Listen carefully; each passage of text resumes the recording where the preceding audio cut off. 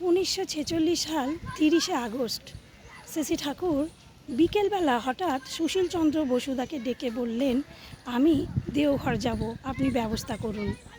সেই কথা মতো সুশীলদা সঙ্গে সঙ্গেই শ্রী ঠাকুরকে বললেন যে কতজন যাবে, কতজন আর টিকিট রিজার্ভ করব, আর কত বড় ঘর ভাড়া করতে হবে। শ্রী ঠাকুর বললেন, আমার সঙ্গে প্রচুর মানুষ যাবে, যত বড় পারেন তত বড় বাড়ি নেবেন, আর পুরো গোটা ট্রেনটাই রিজার্ভ করবেন।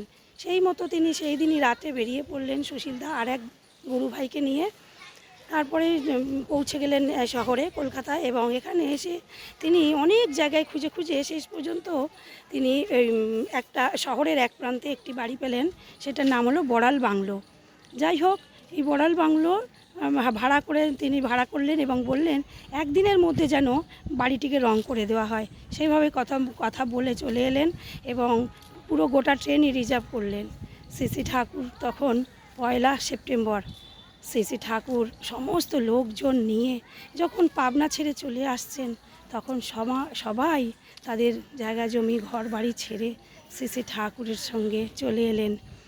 আর শ্রী ঠাকুর তখন ওই স্টেশনেই অপেক্ষা করলেন, সঙ্গে বড় মা, শ্রী বড় মা এবং ঠাকুরবাড়ির প্রচুর মানুষ, শ্রী বর্দাসহ সকলেই এখানে অপেক্ষা করলেন।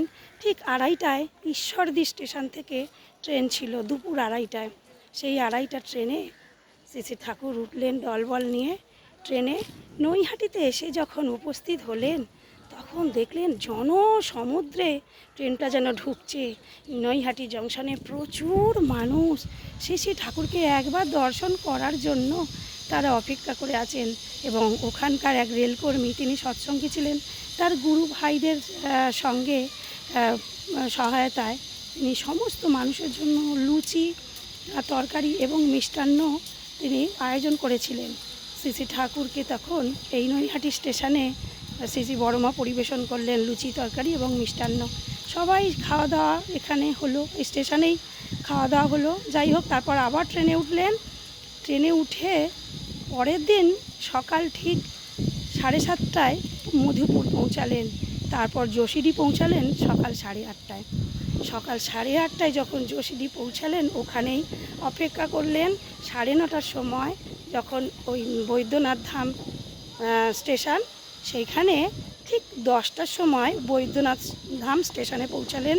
ওখান থেকে ভাড়া করা ট্যাক্সিতে করে শ্রী ঠাকুর এবং শ্রী বড়মা এই বড়াল বাংলোয় গিয়ে পৌঁছালেন। এই বড়াল বাংলোয় তখনকার দিনের ময়মনসিংহের জমিদার শশীকান্ত চৌধুরী মশাই বেশ কিছুদিন ছিলেন, এবং পরবর্তীকালে বিশ্বকবি রবীন্দ্রনাথ ঠাকুরও কিছুদিন ওখানে বাস করে গিয়েছিলেন। যাই হোক, শ্রী ঠাকুর চলে এলেন বড়াল বাংলোয়। সাঁওতাল পরগনা হয়ে উঠল স্বর্গভূমি, আর তীর্থভূমিতে তৈরি হলো এই দেওঘর। দেওঘর তীর্থভূমি, স্বর্গভূমি আমাদের। শ্রী বড়মা, শ্রী ঠাকুর এখনও পর্যন্ত সেখানেই বিরাজ করছেন। আজকে সেই 2রা সেপ্টেম্বর আগমনী উৎসব মহাসমারোহে দেওঘরে চলছে। আমি সকলের মঙ্গল প্রার্থনা করি। আমার পরম দয়ালের রাঙা রাতুল শ্রীচরণে জয় গুরু বন্দে পুরুষোত্তম।